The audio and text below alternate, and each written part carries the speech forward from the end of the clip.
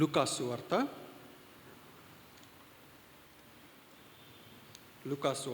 17వ అధ్యాయము 5వ వచనం నుండి 10వ వచనం వరకు మార్చి చదువుకుందాం. లూకాసు వార్త 17వ అధ్యాయము 5వ వచనం నుండి 10వ వచనం వరకు మార్చి చదువుకుందాం. కొత్త నిబంధన గ్రంథంలో 69వ పేజీ. అపోస్తలులు మా విశ్వాసము వృద్ధి పొందించుమని ప్రభుతో చెప్పగా,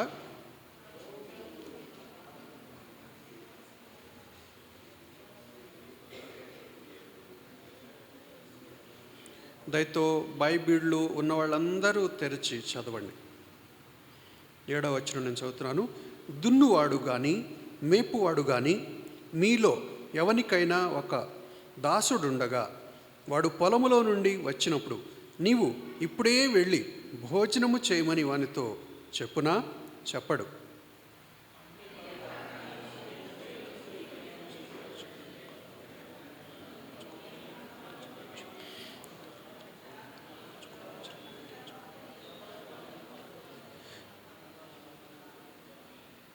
ఆ దాసుడు ఆజ్ఞాపింపబడిన పనులు చేసినందుకు వాడు దయచూపెనని వానిని మెచ్చునా? అటువలే మీరును మీకు ఆజ్ఞాపింపబడినవన్నీ చేసిన తరువాత మేము నిష్ప్రయోజకమైన దాసులం, మేము చేయవలసినవే చేసి ఉన్నామని చెప్పుడి అనేను. చిన్న ప్రార్థన చేసుకుందాం. పరిశుద్ధుడైన మా తండ్రి, చదువుబడిన లేఖన భాగమును ధ్యానించుకునబోచున్నాం. వినగల చెవులు, గ్రహించగల హృదయము మాకు అనుగ్రహించు ప్రభువా. నీ వాక్యపు వెలుగులో మమ్మల్ని మేము పరీక్షించుకున్నటకు, మా స్థితిని గుర్తెరిగి సరిచేసుకొని నీ వాక్యపు వెలుగులో నీ మార్గములో చక్కగా నడచుటకు, నీ సారూప్యతలో ఎదుగుటకు మిమ్మల్ని కలుసుకోవటానికి సిద్ధపరచుకున్నటకు సహాయం ఇచ్చేయండి. సంఘముగా, వ్యక్తిగతంగా, కుటుంబంగా ప్రభువా మమ్మల్ని సిద్ధపరచు. నీ రాకడ కొరకు ఎదురు చూసే భాగ్యాన్ని మాకు అనుగ్రహించు. మా కొదువులన్నింటినీ పూడ్చండి ప్రభువా. మాలో మీకు వ్యతిరేకమైనవి, మీకు నచ్చనివి అన్నీ మా నుండి తొలగించండి. నీ వాక్య వెలుగులో మమ్మల్ని సరిచేయండి తండ్రి. కృప చూపించి మహిమ పొందుమని యేసు నామములో ప్రార్థిస్తున్నాము తండ్రి, ఆమేన్. యేసు ప్రభు శిష్యులు యేసు ప్రభుని అడుగుతున్నారు. అపోస్తలులు మా విశ్వాసము వృద్ధి పొందించుమని ప్రభుతో చెప్పగా, మా విశ్వాసాన్ని వృద్ధి పొందించు అని యేసు ప్రభుతో శిష్యులు అడుగుతున్నారు. అప్పుడు యేసు ప్రభు చెప్పిన ఉపమానము, యజమాని దాసుడు యొక్క ఉపమానం చెప్పాడు. చెప్పి చివర్లో మీరు ఏ విధంగా ఎలాంటి దృక్పథముతో ఉండాలి అని అంటే 10వ వచనంలో అంటున్నాడు. ఎలాంటి గ్రహింపుతో మీరు ఉండాలి, ఎలాంటి అండర్స్టాండింగ్తో మీరు ఉండాలి అనే విషయం గురించి ఏం చెప్తున్నాడంటే, మేము నిష్ప్రయోజకులమైన దాసులము, మేము చేయవలసినవే చేసి ఉన్నాము అని చెప్పుడి అనేను. యేసు ప్రభు వారు చెప్తున్న మాట ఏమంటున్నాడు? మేము నిష్ప్రయోజకులమైన దాసులము, మేము చేయవలసినవే చేసి ఉన్నాము. అంటే మా విధి, మా డ్యూటీ ఏమైతే ఉన్నదో అదే మేము చేసి ఉన్నాము. అంతకు మించి మాలో గొప్పతనం ఏం లేదు, మేము గొప్పగా చెప్పుకోవటానికి మా దగ్గర ఏం లేదు అనే విధంగా మీరు ఉండండి అంటున్నాడు. ఎలాంటి గ్రహింపుతో జీవించాలో చెప్తుంటున్నాడు ఇక్కడ. శిష్యులు అడిగిందంటే మా విశ్వాసమును వృద్ధి పొందించుము. యేసు ప్రభు వాళ్ళకి చెప్పిందేంటి? దాసుడు యజమాని యొక్క ఉపమానం చెప్పుకొచ్చి ఈ విధంగా మీరు ఉండాలి అంటే, యజమాని చేత ఆజ్ఞాపింపబడిన పనులు ఏవైతే ఉన్నాయో ఆ పనులన్నీ నిర్వర్తించుటకు మీరు శాయశక్తుల పని చేయాలి, విశ్రమింపకూడదు. దాసులుగా పనిచేయాలి. మీరు దాసునికి యజమాని చేత ఇవ్వబడిన పనులు పూర్తి చేయాలి. పూర్తి చేసిన తర్వాత ఏమని చెప్పాలంటే, యజమానుడా, నీవు ఏ పనులైతే మాకు చెయ్యమని ఉన్నావో ఆ పనులు మేము చేసి ఉన్నాము. నిష్ప్రయోజకులమైన దాసులము.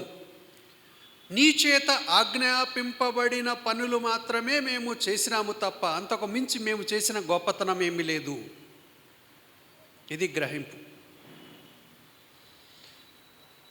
ఇక్కడ ఒకటి గమనించాలి మనం.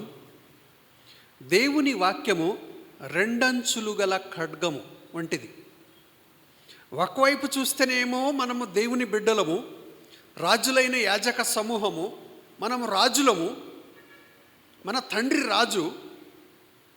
ఇంకొక వైపు చూస్తే మీరు దాసులు అని అంటున్నాడు. దాసుల వలె పని చేయాలి అంటున్నాడు. దాసుల వంటి దృక్పథము కలిగి ఉండాలి అంటున్నాడు. రెండింటి కలుస్తుందా? రాజుకి దాసుడికి ఎంత తేడా ఉంది అంటే, మన హోదా ఏంటో దేవుడు మనకు గుర్తు చేశాడు. క్రీస్తు యేసులో మనము రాజుల వలె బ్రతకటానికి, రాజులుగా మనల్ని చేయటానికి దేవుడు తన కుమారుని మన కోసం పంపాడు. తన కుమారునిలో మనల్ని రాజులుగా చేసుకున్నాడు ఆయన. మనం రాజులమే, దాంట్లో ఎలాంటి సందేహము లేదు. అందుకే యేసు ప్రభు ఈ భూమి మీదకి వచ్చినప్పుడు యేసు ప్రభుని ఒక అపరాధిలాగా, దోషిలాగా వీళ్ళు పట్టుకొని విచారిస్తూ ఆయన అడుగుతూ ఉంటుంటారు. మాటి మాటికి పిలాతు విచారిస్తూ ఉంటుంటాడు యేసు ప్రభుని, నువ్వు చెప్పు, నిజంగా నువ్వు రాజువేనా అని అంటే, అవును నువ్వు అన్నట్టే అని అంటాడు యేసు ప్రభు వారు. మళ్ళీ అడుగుతాడు, నువ్వు యూదుల రాజువేనా అంటే, అవును నీవు అన్నట్టే అంటాడు. చాలు, ఇంకా మనకు విట్నెస్లతో పని లేదు, సాక్షులతో పని లేదు. తన నోటితో తనే ఒప్పుకున్నాడు, యూదుల రాజును అని అన్నాడు ఆయన. చాలు, ఈ నేరం చాలు ఈయన్ని శిక్ష విధించడానికి. ఎందుకు? ఆల్రెడీ యూదుల రాజు ఉన్నాడు, హేరోదు తప్ప మాకు వేరొక రాజు లేడు. కానీ హేరోదు స్థానంలో నువ్వు వచ్చి నేను రాజును అని అంటున్నావంటే నిజముగా నీవు రాజద్రోహము చేసిన వాడవే. రాజద్రోహము కింద ఇతన్ని శిక్షించవచ్చు అని నిర్ధారించారు. కానీ యేసుప్రభు ఏమన్నాడు? నా రాజ్యము ఈ లోక సంబంధమైనది కాదు. ఈ భూమి మీద నేను రాజ్యాన్ని స్థాపించడానికి రాలేదు. మీ రాజ్యానికి ఎలాంటి ప్రమాదము లేదు. మీకు పోటీగా నేను రాజ్యాన్ని స్థాపించడానికి రాలేదు అని చెప్తూనే ఉన్నాడు. వాళ్ళకి అది అర్థం కాల. వాళ్ళే అనుకుంటున్నారంటే నా యొక్క సింహాసనాన్ని పడద్రోసి నా సింహాసనం మీద ఏదైనా కూర్చోటానికి వచ్చాడని అనుకుంటున్నారు వాళ్ళు. ఆ కోణంలో వాళ్ళు ఆలోచిస్తున్నారు. కానీ యేసు ప్రభు యొక్క రాజ్యం ఈ లోక సంబంధమైంది కాదు, అది దేవుని రాజ్యం. దేవుని రాజ్యంలో మనమందరము రాజులము. మన తండ్రి రాజు, మనము రాజులము. ఆ కోణంలో యేసు ప్రభు మాట్లాడుతూ చెప్తుంటున్నాడు వాళ్ళతో, అవును నేను రాజునే అన్నాడు. యేసు ప్రభు ఎవరు? దేవుని కుమారుడు. మనం ఎవరం? యేసు ప్రభులో మనం ఎవరం? దేవుని కుమారులం. యేసు ప్రభు రాజు, యేసు ప్రభులో మనము కూడా రాజులమే, గుర్తుపెట్టుకోవాలి. దీంట్లో ఎలాంటి సందేహం లేదు. కానీ యేసు ప్రభు రాజై ఉండి కూడా, దేవుని కుమారుడై ఉండి కూడా దేవుడుగా అనిపించుకునే భాగ్యాన్ని నేను పోగొట్టుకోవటానికి ఇష్టపడలేదని అనుకోలేదు ఆయన. దేవుడుగా ఉండటానికి ఆయన ఆ భాగ్యాన్ని పోగొట్టుకోవటానికి ఇష్టపడలేదు. అంటే పోగొట్టుకోవటానికి ఆయన ఇష్టపడకుండా ఉండొచ్చు కదా, అలా చేయాల. అంటే పోగొట్టుకొనలేని భాగ్యము అని ఎంచుకోలేదు ఆయన. దేవుని యొక్క స్థానము దేవునిలోనే ఉన్నాడు ఆయన. ఆ స్థానం ఉంది. కానీ అక్కడెక్కడ బయటపడలేదు భూమి మీద. ఆయన భూమి మీద ఎక్కడా కూడా నేను దేవుణ్ణి అని చెప్పి చూయించుకోవడానికి రాలేదు. ఒక దాసుడుగా ఆయన ఒక పని చేయడానికి వచ్చాడు. మార్కు సువార్త 10వ అధ్యాయము 45వ వచనం. మార్కు సువార్త 10:45.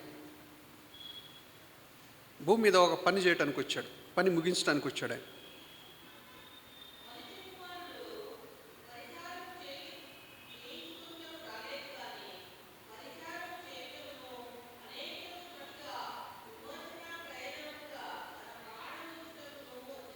ఎందుకు వచ్చాడంట? తన ప్రాణం ఇచ్చుటకు వచ్చాడు. మినిస్టర్గా వచ్చాడు ఆయన ఈ భూమి మీద. ఎలాగొచ్చాడు? మినిస్టర్గా వచ్చాడు, దేవుడిగా రాలా. మినిస్టర్ అంటే ఈ లోకంలో మినిస్టరు సెక్యూరిటీ గార్డులు కుయ్యమని చెప్పి పైన లైట్ పెట్టుకొని పరిగెత్తేవాళ్ళు, వాళ్ళని చూసి అమ్మో మినిస్టర్ పోతాడు ఆ మినిస్టర్ కాదండి. మినిస్టర్ అంటే పరిచారకుడు, సేవకుడు, దాసుడు అని అర్థం. ఈ రోజుల్లో మినిస్టర్ అంటే అర్థం తెలియదు చాలా మందికి, మీనింగ్ మారిపోయింది. మినిస్టర్ అంటే పరిచర్య చేయవాడు, దాసుడు అని అర్థం మినిస్టర్. ఆ పదాన్ని వీళ్ళు వాడుకుంటున్నారు అందరు ఈ రోజుల్లో. దేవుడు తన కుమారుణ్ణి ఈ లోకములో పరిచారము చేయుటకు పంపాడు. ఏ పరిచారం చేయుటకు? నలుగొట్టబడుటకు, మన పక్షంగా మన నిమిత్తమై నలుగొట్టబడుటకు పంపబడ్డాడు. మన నిమిత్తమై ఆ యొక్క నిందను భరించుటకు పంపబడ్డాడు. మన నిమిత్తమై ఉమ్మి వేయించుకొనుటకు పంపబడ్డాడు. మన నిమిత్తమై శాపమును భరించుటకు పంపబడ్డాడు. ఈ మాటలన్నీ వింటే తండ్రితో కుమారుడు ఏమంటాడు? నాయనా తండ్రి, నీకొక నమస్కారం, నేను పోయి ఆ పని మాత్రం చేయలేను, నేను ఎక్కడికన్నా వెళ్తాను, నేను బతుకుంటే బలిసాకులైన తిని బతుకుతా, కానీ ఆ మరణపు శిక్ష నేను మాత్రం భరించలేనని చెప్పి ఉడావ పుత్రు ఫ్లైట్ వేసుకుని వెళ్ళిపోతాడు. ఉడాను అని చెప్పి ఉడాన్ పథకంలో వెళ్ళిపోతాడు ఫ్లైట్ ఎక్కేసి. కానీ యేసు ప్రభు తండ్రి మాటను అంగీకరించాడు. తండ్రి మాటను అంగీకరించి ఆయన ఈ లోకానికి వచ్చాడు. అందుకే ఫిలిప్పీలకు రాసిన పత్రిక 2వ అధ్యాయము, ఫిలిప్పీలకు రాసిన పత్రిక 2వ అధ్యాయంలోనికి వెళ్దాం.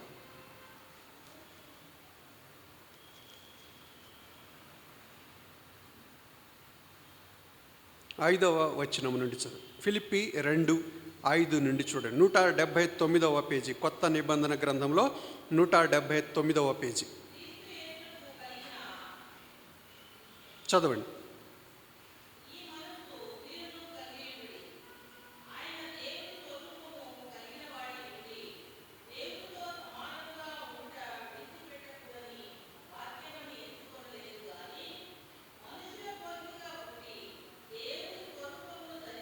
దాసుని స్వరూపమును ధరించుకొని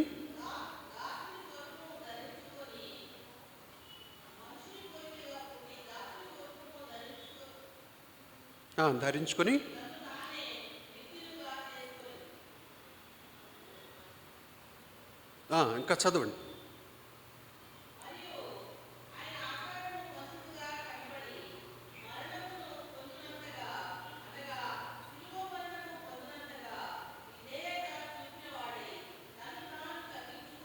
చాలు. ఎవరండి? యేసు ప్రభు వారు. ఎవరైనా దేవుని కుమారుడు, దేవునితో సమానముగా పొజిషన్లో ఉన్నవాడు దేవుని కుమారుడు. అందుకే మనుష్య కుమారుని జ్ఞాపకం చేసుకున్నటకు వాడు ఎప్పటివాడు, దేవుని కంటే కొంచెం తక్కువ వానిగా వాడిని చేసి ఉన్నావు అని చెప్పి కీర్తనాకారుడు 8వ కీర్తనలు అంటాడు కదా. అంటే దేవుడు మనలను సృష్టించినప్పుడు ఎలాంటి పొజిషన్లో, ఎలాంటి స్టేటస్లో, ఎలాంటి స్థానంలో మనల్ని సృష్టించాడంటే దేవుని కంటే కొంచెం తక్కువ వాళ్ళమంట. ఇప్పుడు మన తండ్రి ఉన్నాడు, మన తండ్రి మనకు పైన ఉన్నవాడు, తండ్రి యొక్క పిల్లలం మనం. ఆ విధంగా దేవుడు ఆదామును తనకంటే కొంచెం తక్కువ స్థానంలో దేవుని స్వరూపంలో సృష్టించాడు. అయితే దేవునితో సమానముగా ఉండుటకు విడిచిపెట్టకూడమని భాగ్యము అని ఎంచుకొనలేదు. కానీ యేసు ప్రభు వారు దాసుని స్వరూపము ధరించుటకు ఇష్టపడ్డాడంట. చూద్దాం. ఆయన దేవుని స్వరూపం కలిగిన వాడై ఉండి దేవునితో సమానంగా ఉండుట విడిచిపెట్టకూడని భాగ్యం అని ఎంచుకొనలేదు. కానీ మనుష్యుల పోలికగా పుట్టి దాసుని స్వరూపమును ధరించుకొని తన్ను తానే రిక్తునిగా చేసుకొనెను. మనుషుల పోలికగా పుట్టుటకు ఇష్టపడ్డాడు ముందు. మనం ఏం చేస్తామండి? భూమి మీద కష్టాలు చూసి, బాధలు చూసి, అయ్యే బాబోయ్ మళ్ళీ ఇంకో జన్మంటూ ఒకవేళ ఉంటే నాకైతే వద్దు బాబు ఈ మనిషి జన్మ అని అంటామా లేదా? అంటే ఇంకో జన్మంటూ అంటే లేదులే, కానీ చెప్తున్నాను, వద్దు బాబా ఈ కష్టాలు నేను భరించలేను, ఇలాంటి బాధలు నేను భరించను, ఈ మనుషులు పుట్టక నాకు వద్దింగానంటాం తట్టుకోలేక. కానీ దేవుడికి తెలుసు, యేసుప్రభు వారికి తెలుసు, మనుషుల పోలికగా పుట్టి భూమి మీద ఉండాలంటే ఎందుకు మనుషుల పోలికగా పుట్టాలో యేసుప్రభుకు బాగా తెలుసు. ఎందుకు?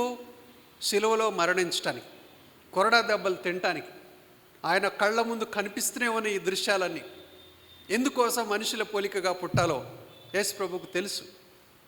అయినా కూడా అవన్నీ తెలిసి కూడా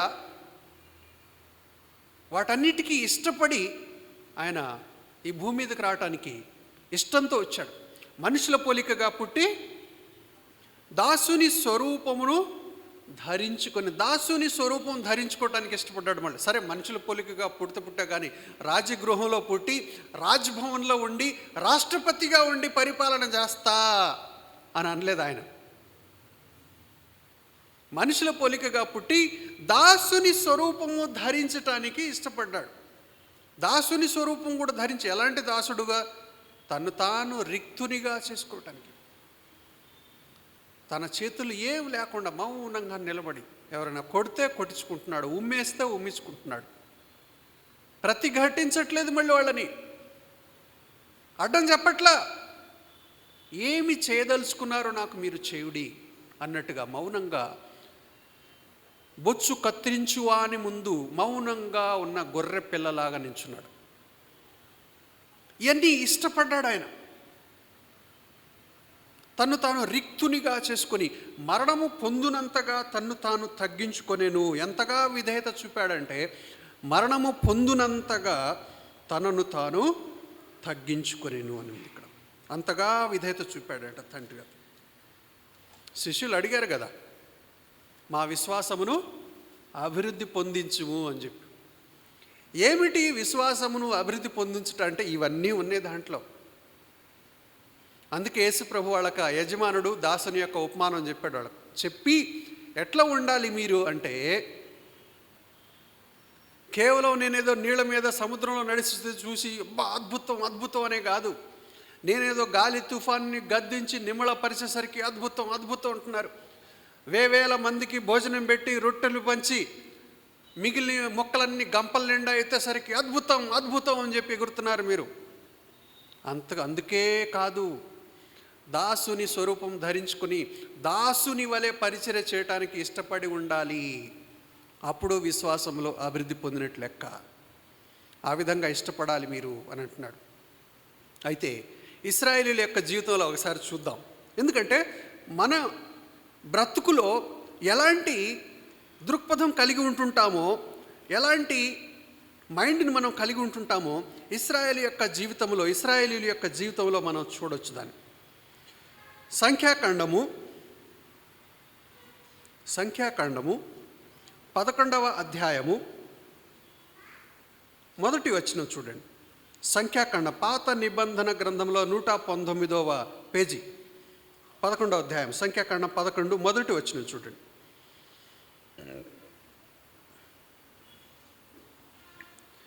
జనులు ఆయాసమును గూర్చి సణుగుచుండగా అది యెహోవాకు వినబడెను. యెహోవా దానిని వినినప్పుడు ఆయన కోపము రగులు కొనెను. 4వ వచనం చూస్తే, వారి మధ్యనున్న మిశ్రిత జనము మాంసాపేక్ష అధికముగా కనుపరచగా ఇశ్రాయేలీయులను మరలా ఏడ్చి మాకెవరు మాంసం పెట్టెదరు? ఐగుప్తులో మేము ఉచితముగా తినిన చేపలను, కీరకాయలను, దోసకాయలను, కూరాకులను, ఉల్లిపాయలను, తెల్లగడ్డలను జ్ఞాపకమునకు వచ్చుచున్నవి. ఇప్పుడు మా ప్రాణము సొమ్మసిల్లెను. ఈ మన్నా కాక మా కన్నుల ఎదుట మరేమియు లేదని చెప్పుకొనిరి. 10వ వచనంలో, జనులు తమ తమ కుటుంబములలో ఎవరి గుడారపు ద్వారమునద్ద వారు ఏడవగా మోషే వినెను. యెహోవా కోపము బహుగా రగులు కొనెను. వారు ఏడ్చుట మోషే దృష్టికి చెడ్డదిగా నుండెను. 13వ వచనం, ఈ సమస్త ప్రజలకు ఇచ్చుటకు మాంసము నాకెక్కడిది? వారు నన్ను చూచి ఏడ్చుచు తినుటకు మాకు మాంసం ఇమ్మని అడుగుచున్నారు. చూసారా? 20వ వచనం, 1 నెల దినముల వరకు అనగా అది మీ నాసికారంధ్రములలో నుండి వచ్చి మీకు అసహ్యం పుట్టు వరకు దాన్ని తిందురు. ఏలైనగా మీరు మీ మధ్యనున్న యెహోవాను నిర్లక్ష్యం చేసి ఆయన సన్నిధిని ఏడ్చి ఐగుప్తులో నుండి ఎందుకు వచ్చితిమి అనుకుంటిరి. చూసారా? ఇశ్రాయేలీలు ఐగుప్తులో నుండి బయటకు వచ్చినప్పుడు ఎర్ర సముద్రము దాటి అరణ్యములో ఉన్నప్పుడు, అరణ్యంలో ఏం దొరుకుతాయండి? ఆకులు, అలమలు, అక్కడక్కడ కొన్ని ఫలాలు ఉంటాయి, లేకుంటే లేదు. కొన్ని చోట్ల నీళ్లు దొరుకుతాయి, లేకుంటే లేదు, ఇంకేముండవు. ఈ అరణ్యంలో వీళ్ళకి ఐగుప్తు జ్ఞాపకం వస్తూ ఉంటుంటుంది. ఐగుప్తులో ఉన్నప్పుడు భలేగా ఉండేది. సర్లే వెట్టి చాకరీ చేసినోలే కానీ అక్కడ తిండి మాత్రం భలేగా పెట్టారంట. జ్ఞాపకం చేసుకుంటున్నారు వాళ్ళు. వెట్టి పనులు చేసిను, కానీ తిండి మాత్రం కడుపు నిండా తిన్నాం, మంచిగా అన్నీ తిన్నాం, పుష్టిగా తిన్నాం. ఈ అరణ్యంలో చూడు, మాకు ఇక్కడ చూస్తే ఏం లేవు. ఆకలితో చంపడానికి తీసుకొచ్చాడు మోషే మమ్మల్ని, దాహంతో చంపడానికి తీసుకొచ్చాడు మోషే మమ్మల్ని అని ఎవరెవరి గుడారాల దగ్గర వాళ్ళ యొక్క ద్వారాల దగ్గర వాళ్ళు కూర్చొని, గుడారపు ద్వారాల దగ్గర కూర్చొని ఒక్కొక్కళ్ళు ఏడవటం మొదలు పెట్టారు. అయ్యో మాకు మాంసం గుర్తుకొస్తుంది, ఆ యొక్క ఐగుప్తులో తిన్న ఆహార పదార్థాలు అన్నీ గుర్తుకొస్తున్నాయి, దోసకాయలు, కీరకాయలు, చేపలు అన్నీ గుర్తుకొస్తున్నాయి మాకు. ఎక్కడ చూస్తున్న ఈ అడవిలో ఏమి లేవని చెప్పి ఏడుస్తున్నారు. ఇంకోటి ఆ ఏడుపు చూసి ఆ ఏడుపు విని మోషేకు చాలా సిగ్గుగా ఫీల్ అయ్యాడు. దేవుడు కూడా విన్నాడు. ఇక్కడ ఏమని రాసిందంటే 20వ వచనంలో, 1 నెల దినముల వరకు అనగా అది మీ నాసికారంధ్రముల నుండి వచ్చి మీకు అసహ్యం పుట్టు వరకు దాన్ని తిందురు. ఏలనగా మీరు మీ మధ్యనున్న యెహోవాను నిర్లక్ష్యం చేసి ఆయన సన్నిధిని ఏడ్చి ఐగుప్తులో నుండి ఎందుకు వచ్చితిమి అనుకుంటిరి. ఎంత దారుణమైన ఆలోచన చూడండి. మేము ఎందుకు నమ్ముకున్నామా యేసు ప్రభుని, మేము ఎందుకు వచ్చామా యేసు ప్రభు దగ్గరికి అని అనుకుంటున్నారు వీళ్ళు. ఐగుప్తుని విడిచిపెట్టి, లోకాన్ని విడిచిపెట్టి యేసు ప్రభుని ఎందుకు నమ్ముకున్నామా అని అనుకుంటున్నారు వీళ్ళు. ఎప్పుడొచ్చింది ఆలోచన? యేసు ప్రభు చేసిన త్యాగం ఏంటో అర్థం చేసుకున్నప్పుడు ఈ ఆలోచన వస్తుంది. యేసు ప్రభు మన కోసం పడిన కష్టం ఏంటో గుర్తెరగనప్పుడు ఈ ఆలోచన వస్తుంది. ఇశ్రాయేలీయులకు అర్థం కాల. దేవుడు తన బాహుబలము చేత ఐగుప్తుల యొక్క చేతిలో నుండి, ఆ వెట్టి పనులు, బానిసత్వపు బ్రతుకు నుండి వారిని విడిపించి బయటకు తీసుకొస్తే ఆ విలువ వీళ్ళకు తెలియట్లేదు. ఎందుకంటే వీళ్ళ ఆహారం ముందు, వీళ్ళ మాంసం ముందు దేవుని యొక్క విడుదల, దేవుడు వీరికి అనుగ్రహించిన విడుదల దిగదుడుపులాగా అయిపోయింది. మాంసం ముందు పెట్టి దేవుని యొక్క రక్షణ ముందు పెడితే, దేవుని యొక్క రక్షణ కంటే ఈ మాంసం వీళ్ళకు విలువైందిలాగా కనిపిస్తుంది. చూసారా? అంటే ఇది ఎప్పుడంటే చిన్నపిల్లలుగా ఉన్నారనుకోండి. చిన్నపిల్లలుగా ఉన్నప్పుడు వాళ్ళ ముందు దేవుని యొక్క రక్షణ, మాంసం రెండు ముందు పెట్టామనుకోండి, దేని దగ్గర పోద్ది వాళ్ళ చెయ్యి? మాంసం దగ్గరే పోద్ది. చిన్నపిల్లలు కాబట్టి దాన్ని చూసి దేవుడు కోప్పడతాడా?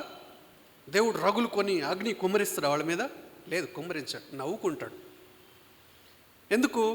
చిన్నపిల్లలు, వాళ్ళకి తెలియదు కాబట్టి ఆయన ఇంకా తినని చెప్పి తిన్నంత మంచిగా ముక్కలు కూడా ఏరి పెడతాం వాళ్ళకి మంచిగా. ఎందుకు? వాళ్ళకి తెలియదు కాబట్టి, వాళ్ళ బుర్ర ఎదగలేదు కాబట్టి, మనకు తెలుసు కాబట్టి వాళ్ళకి నచ్చింది, వాళ్ళ కోరిందల్లా పెడతాం మనం. చిన్నపిల్లలు. దేవుడు కూడా అంతే.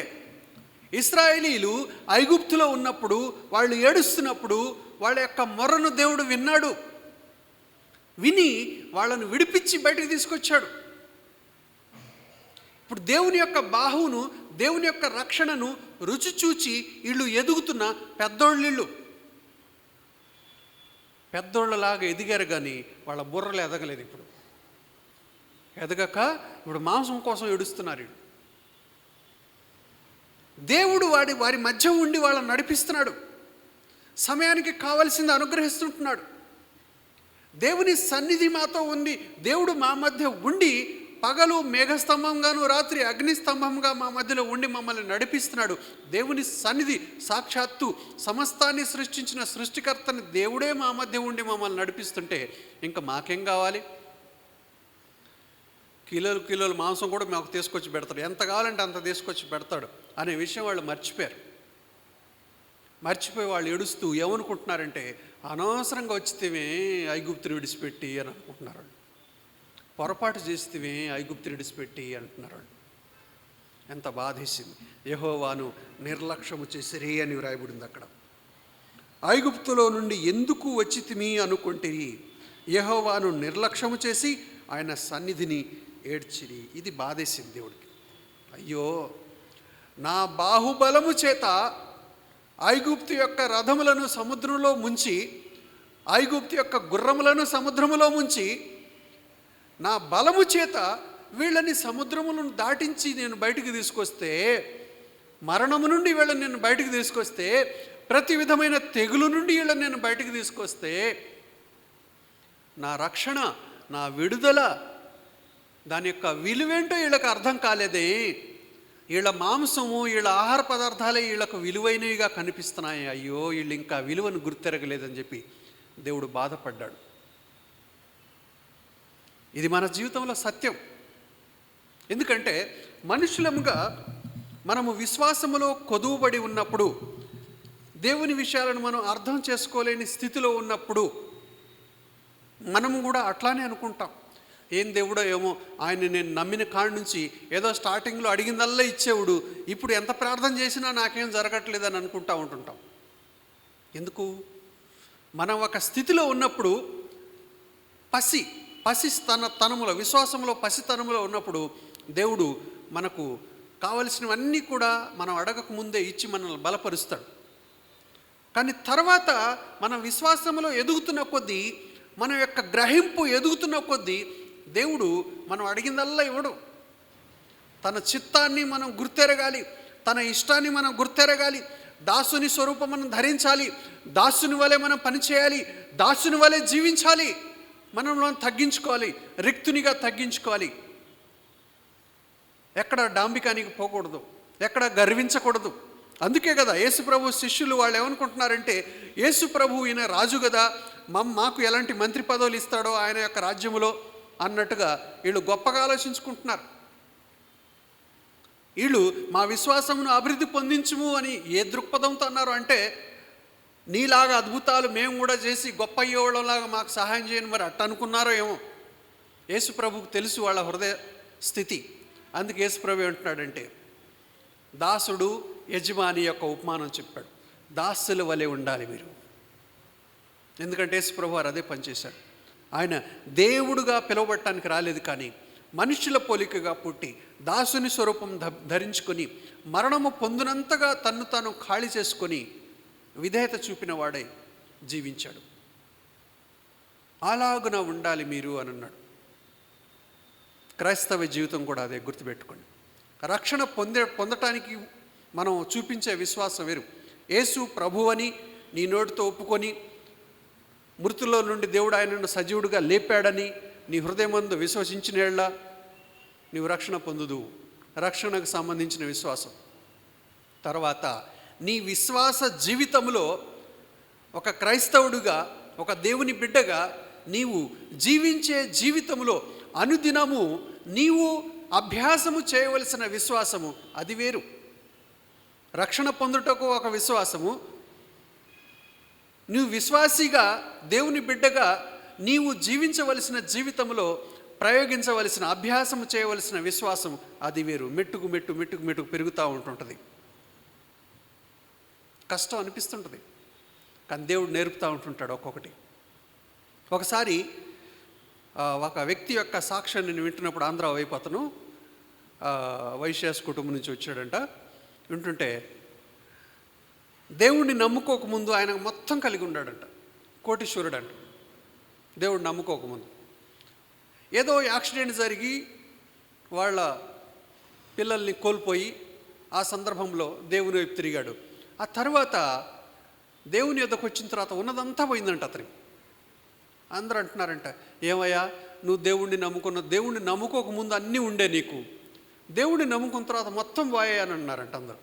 ఈయన కూడా ఆలోచనలో పడ్డా, అవును కదా, అక్కడ గుర్తుకొచ్చింది. సరే, నేను దేవుణ్ణి నమ్ముకుంది నా పిల్లల్ని పోగొట్టుకున్నాను కదా యాక్సిడెంట్లో, ఆ తర్వాత కదా నేను దేవునిలోకి వచ్చింది.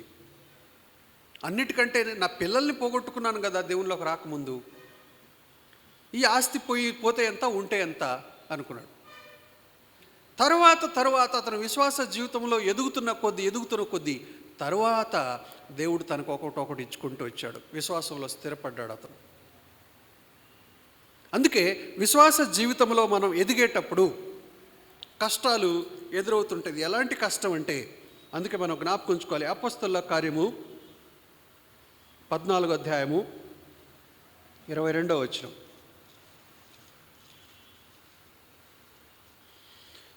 నూట 17వ పేజీ, కొత్త నిబంధన గ్రంథంలో 117వ పేజీ, 14వ అధ్యాయము 22వ వచనం. శిష్యుల మనస్సులను దృఢపరిచి విశ్వాసమందు నిలుకడగా ఉండవలెననియు అనేక శ్రమలను అనుభవించి మనము దేవుని రాజ్యములో ప్రవేశింపవలెననియు వారిని హెచ్చరించిరి.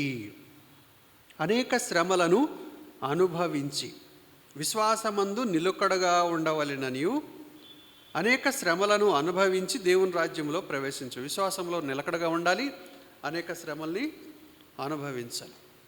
విశ్వాస జీవితం ఎలాంటిదంటే అనేకమైన శ్రమలు వస్తాయి, ఆర్థిక ఇబ్బందులు వస్తాయి, ఆరోగ్య సమస్యలు వస్తాయి, లోకము నుండి శోధన వస్తుంది, లోకంలో ఉన్న మనుషుల నుండి శోధన వస్తుంది, సాతాను వైపు నుండి శోధన వస్తుంది. ఇవన్నీ అన్ని వైపుల నుంచి కొట్టబడతాం. గాలి తుఫాన్ల వల్ల కొట్టబడుతుంది మన జీవితం. భయపడాలనా, విడిచిపెట్టి పారిపోవాలనా? లేదు. ఒక సందర్భంలో యేసుప్రభు శిష్యులు అన్నీ విడిచిపెట్టి మళ్ళీ పాత జీవితానికి పోయారు. యేసుప్రభు ఉన్నంతసేపు బాగానే ఉంది. యేసుప్రభు ఆయన తిరిగి లేచి ఆయన చనిపోయిన తర్వాత యేసుప్రభు యొక్క శిష్యులు తిరిగి వాళ్ళ యొక్క పాత వృత్తికి వెళ్ళిపోయారు అందరు. యోహాను సువార్త 21వ అధ్యాయము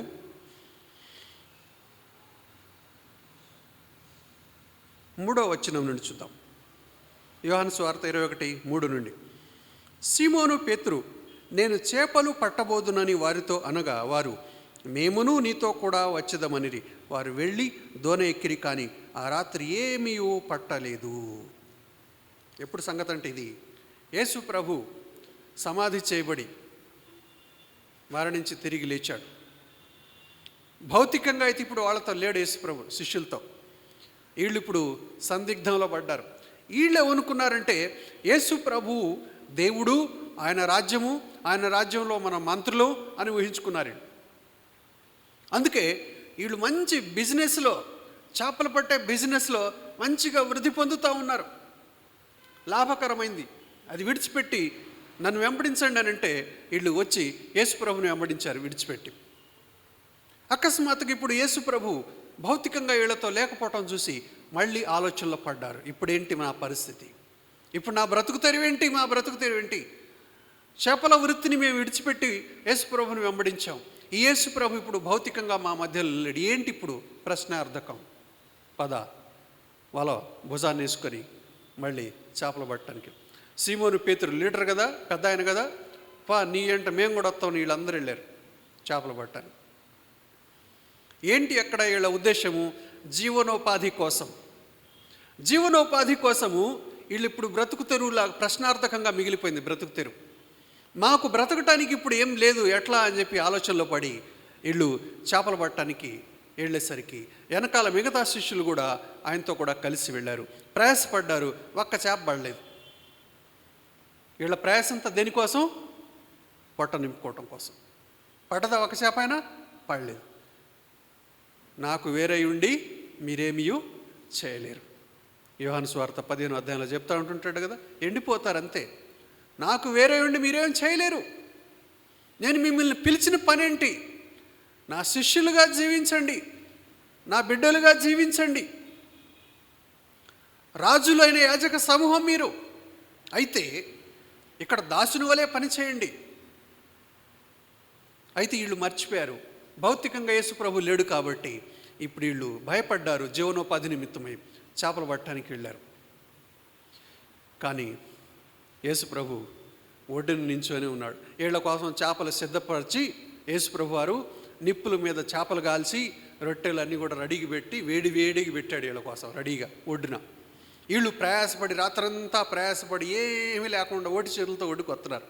యేసు ప్రభు వాళ్ళని చూసి అంటున్నాడు, పిల్లలారా, తిరుటకేమైనా భోజనమునకు మీ యొద్ద ఏమైనా ఉన్నదా అని అడుగగా లేదని వారు ఆయనతో చెప్పిరి. 5వ వచనంలో ఆయన యేసు ప్రభు అని వీళ్ళు గుర్తుపట్ల.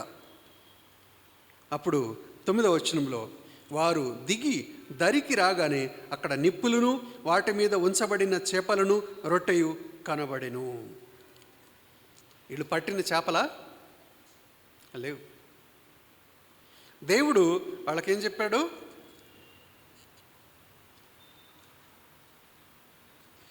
6వ వచనంలో దోనె కుడి ప్రక్కను వలవేయుడి మీకు దొరుకునని చెప్పెను. కనుక వారు అలాగూ చేయగా చేపలు విస్తారంగా పడినందున వల లాగలేకపోయిరి. చేపలు పడ్డాయి. ఎప్పుడు? యేసు ప్రభు చెప్పిన మాటను బట్టి వాళ్ళకు చేపలు పడ్డాయి. కానీ వాళ్ళు ఒడ్డుకు వచ్చిన తర్వాత తిన్నది ఏ ఆహారం? వాళ్ళు పట్టిన చేపలు తిన్నారా? దేవుడు సిద్ధపరిచింది వాళ్ళు తిన్నారు. వాళ్లకు చేపలు పడకముందే దేవుడు చెప్తే వాళ్ళకి చేపలు పడ్డాయి. కానీ ఆ చేపలు పడకముందే దేవుడు వాళ్ళ కోసం రొట్టెలు చేపలు నిప్పుల మీద కాల్చి రెడీగా సిద్ధపరిచి ఉంచాడు. కాబట్టి మన బ్రతుకులో మనం తినేది ఎప్పుడైనా గుర్తుపెట్టుకోండి, దేవుడు మన కోసం సిద్ధపరిచినే మనం తింటాం, కానీ మనకు మనం తయారు చేసుకున్న ఏవి కూడా మనకు అందవు. మనకు మనం ఏదో కూడగట్టుకుంటూ ఉంటుంటాం, కానీ అవి మనం తినం. దేవుడు మన కోసం సిద్ధపరిచిని ఆయన మన కోసం ఆల్రెడీ సిద్ధపరిచే ఉంచుతాడు, వాటినే తింటాం మనం. దేవుడు వాటిని మన కోసం ముందే సిద్ధపరిచి ఉంచుతాడు. మనం తయారు చేసుకోక ముందే ఆయన సిద్ధపరిచి. ఎందుకు? చింతపడ్డారు కదా, వీళ్ళు చింతించారు కదా, ఇప్పుడు మా బ్రతుకు తెరివేంటి, మా ఆహారం ఏంటి, మా జీవనం ఏంటి అని చెప్పి వీళ్ళు కంగారు పడ్డారు.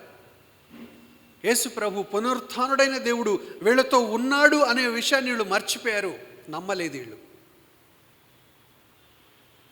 ఒకసారి నేను ఉద్యోగం విడిచిపెట్టి వచ్చిన తర్వాత 2 సంవత్సరాల దాకా నా రాజీనామాని వాళ్ళు ఆమోదించకుండా అట్లే పెట్టారు. ఆబ్సెంట్ అని వేస్తున్నారు. మధ్యలో ఫోన్ చేయటం, సార్ ఇప్పుడైనా మీ మనసు మారిందా అని అడుగుతున్నారు.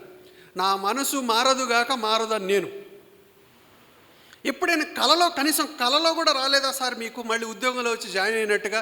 కలలో ఎందుకు వస్తుంది? నేను కలగంటే కదా.